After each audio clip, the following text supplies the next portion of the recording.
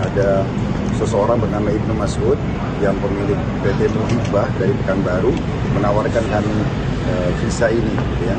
Sehingga akhirnya kami ikut dengan visa itu di travelnya dia ini.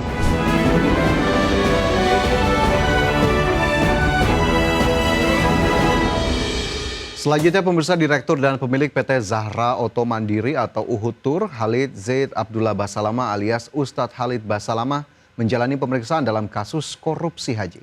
Ya, Ustadz Basalamah mengklaim dirinya menjadi korban sebuah agen travel haji yang menggunakan kuota haji khusus dari Kementerian Agama.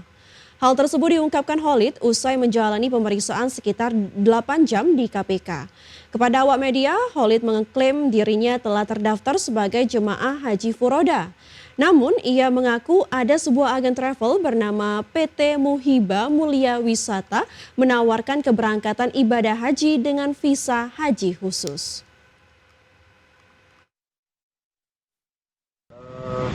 Jadi saya posisinya tadinya sama jemaah furoda, ya.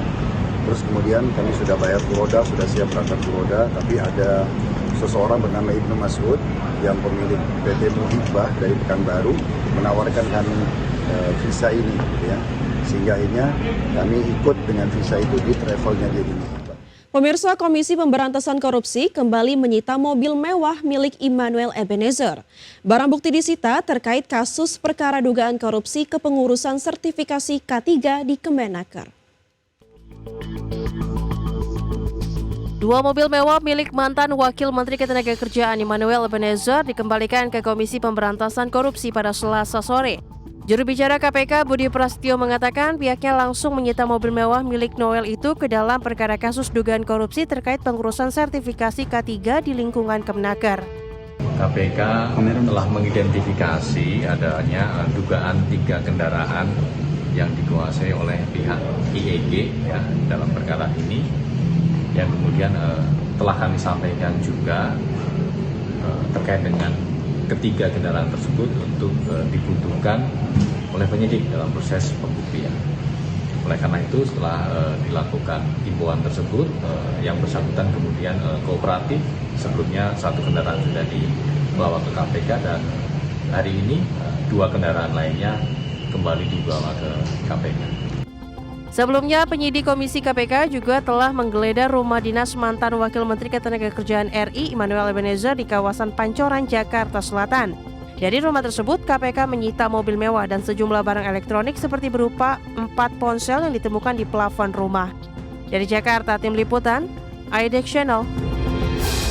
Masih di Prime Market Highlight pemirsa, Menteri Ketenagakerjaan Yasir Lee mendorong percepatan penyelesaian RUU Perlindungan Pekerja Rumah Tangga.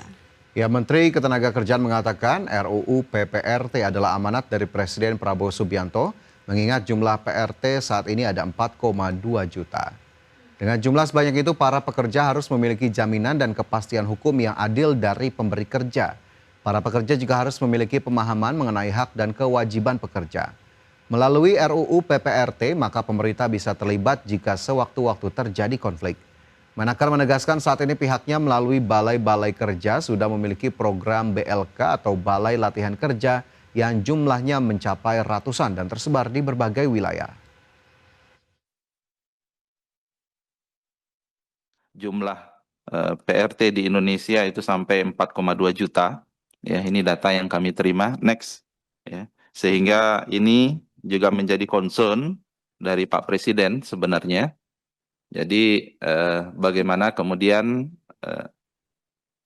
rancangan undang-undang yang kemudian ini sudah menjadi prolegnas di tahun 2025 dan kemudian kita bisa. Anggota Badan Legislasi DPR RI Habib Syarif Muhammad mengatakan menilai pengesahan RUU PPRT merupakan manifestasi konkret kewajiban negara menebus dosa besar pengabaian hak-hak kelompok pekerja yang selama ini terpinggirkan dan kurang mendapat perlindungan memadai.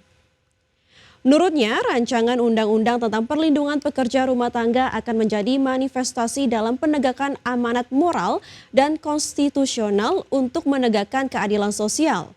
Dia menjelaskan pasal 27 ayat 2 Undang-Undang Dasar 1945 menyatakan secara tegas setiap warga negara berhak mendapatkan pekerjaan dan penghidupan yang layak. Hal tersebut harus dibaca sebagai satu kesatuan utuh yang bukan hanya soal menyediakan lapangan kerja, melainkan juga memastikan terlindunginya hak-hak pekerja secara penuh. Undang ini akan menjadi penebus dosa negara dan pemerintah yang sementara ini sangat abai. Kehadirannya sangat ditunggu. Saya memberikan istilah undang-undang ini undang-undang yang memanusiakan manusia. Sementara ini pekerja rumah tangga hanya kenal wajibnya, tetapi tidak pernah mengenal haknya. Oleh karena itu tidak ada alasan untuk ditunda. Badan Legislasi DPR RI memastikan rancangan undang-undang tentang perampasan aset menjadi inisiatif parlemen dan masuk dalam daftar prolegnas prioritas tahun 2025. Dengan penegasan tersebut, DPR mendorong pemerintah untuk segera memberikan pandangan resmi dalam pembahasan tingkat pertama. Badan Legislasi DPR RI memastikan rancangan undang-undang tentang perampasan aset tetap menjadi inisiatif parlemen dan masuk dalam daftar program legislasi nasional atau prolegnas prioritas tahun 2025.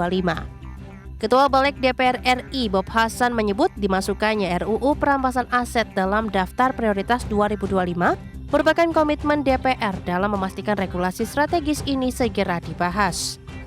RUU perampasan aset juga diyakini akan memperkuat perangkat hukum dalam mengejar aset hasil tindak pidana korupsi hingga pencucian uang. Ya, 2025 dan ini tetap sebagai inisiatif DPR. Ya. Jadi perampasan aset tidak ada lagi perdebatan di pemerintah atau apa, tapi di DPR. Dan itu masuk dalam tahun 2025. Dengan penegasan tersebut, DPR mendorong pemerintah untuk segera memberikan pandangan resmi dalam pembahasan tingkat pertama. Dari Jakarta, Tim Liputan, IDX Channel.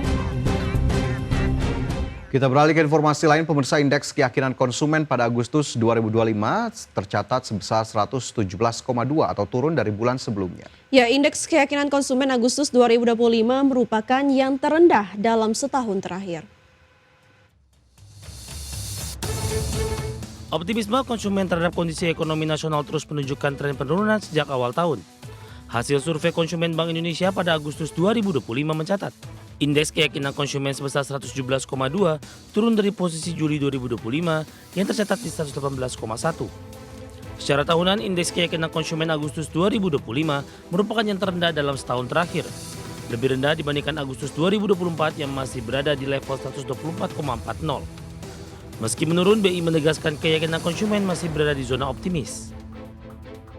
BI mencatat terjaganya keyakinan konsumen ditopang oleh indeks ekspektasi konsumen dan indeks kondisi ekonomi saat ini.